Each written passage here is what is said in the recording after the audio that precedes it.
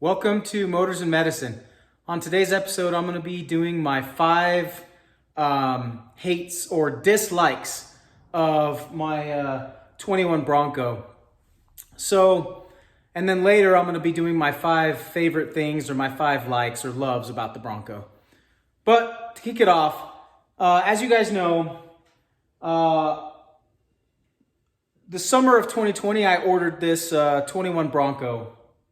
And since then, I've had it now this long, and it's been fantastic. I really love this machine. But there are a few things that really just kind of get under my skin. And I'm not saying that they're not worth living with, because this is like one of the most incredible machines I've ever owned, and I've really enjoyed driving this. But there are some things that Ford could have done a little bit better. So I'm going to start here with 5 in no particular order, but number 1, this particular Bronco comes with a twin turbo V6. Great engine, excellent horsepower and torque. What I don't like, my number 1 dislike, is turbo lag. It's got horrendous turbo lag. Now, the only thing that has kind of helped to mitigate that somewhat was the pedal commander that I installed in this Bronco to increase the pedal mapping and the throttle response. That basically helped to open the throttle faster, which got the turbos spooling faster, which kind of helped reduce the turbo lag. But turbo lag is still there. I just wish it had better spooling speed on the turbos so that you could just kind of get up and going, because as soon as it goes, it rips. So that's one big issue there, okay? Number 2. The windshield. Like most other either off-road vehicles like Jeeps or I guess the Mercedes G-Wagon, but any vehicle that's got like a very upright windshield like I do in this rig, you are very, very susceptible to the windshield cracking. And I, in fact, have a crack on my windshield right now. I'm holding off as long as I can to replace it because the windshield for this is like $1,200 to $1,500. I could use my insurance, but I think my deductible is like $1,000, so I don't really see the point. So I'm going to end up having to get a new windshield for this pretty soon. But it's really annoying that the windshield is so prone to cracks. I have read a lot about this on forums. These windshields are just not forgiving. You get even the tiniest little pebble that hits the windshield and it's going to want to crack. So keep that in mind if you are in the market for buying one of these. So that's number 2.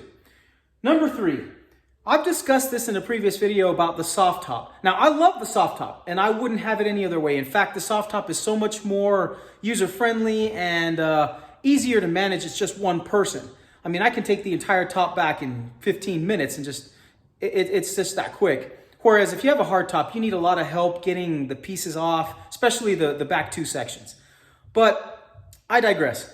The soft top, it's a little bit loud when you're driving at highway speeds. Now, in a previous video, I mentioned that I had installed a bikini top liner underneath the soft top that you see from inside the cab.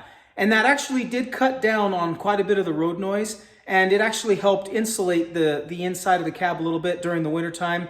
And of course, during the summertime, it helped the air conditioning work a little bit better. But nonetheless, I've taken this rig on a lot of road trips, and the road noise can get a little bit cumbersome and a little bothersome over time. So just keep that in mind. But it's not the end of the world. I live with it. It doesn't bother me. And I tend to drive this faster than you should on the freeway at 80, 85. And it's a little bit noisy, but I can live with it. But that's just one of those things. Number 4, the front seats in this vehicle, I opted for the heated seats that were 2-tone, and I love them. They're comfortable. They're heated, and that heat system works incredibly well, but the only drawback is there's no ventilated or cooled seats on these Broncos. Not a single trim level of these Broncos offers ventilated or cooled seats, and that's kind of a drawback. So for me, and maybe I'm spoiled, but I'm used to having cooled ventilated seats in pretty much all my vehicles. My wife's car has it, my Mustang has it, but I really wish it would have come in this vehicle, especially for the summertime, but I'll live with that. Hopefully in the future when Ford releases more versions of this, they'll start putting ventilated seats in it. So we'll see what happens. Next, number 5 has to do with air conditioning, and it's in the back. So unfortunately, the back passengers do not have AC vents. They've got like this ducted AC channel underneath the two seats for the front that kind of just hits at their feet. But they don't have any AC vents anywhere else, which really surprises me. There is a center console stack there, but for some reason Ford did not install AC vents for the rear passengers. Now, I'm kind of coming up with a method of my own. I'm going to be doing maybe a little surgery on the back to try to incorporate some AC vents, just so that my kids, when we're traveling, will have some air conditioning. They do get air conditioning and it cools off nicely, but having it at their feet isn't as nice as having it blow against their faces. So unfortunately, that was another thing that Ford could have done better, and that was having rear passenger AC vents. So that's number 5. Now these 5 items they're not deal breakers by any means. I mean, I love this truck, I love this rig. It's been incredible. I've done quite a bit of off-roading with it. It's a lot of fun. But at the end of the day, these are just like small gripes that I have. Of course, like with any vehicle, you're going to have a few things that you don't like.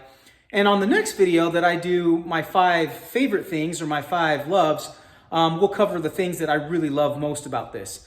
But for now, if you guys like this content, just keep hitting the like button and subscribe if you haven't. It's that big red button on the bottom. And I will see you guys on the next video. We'll get back into the medicine, see what we talk about. But until then, this is Motors and Medicine signing off. Thanks.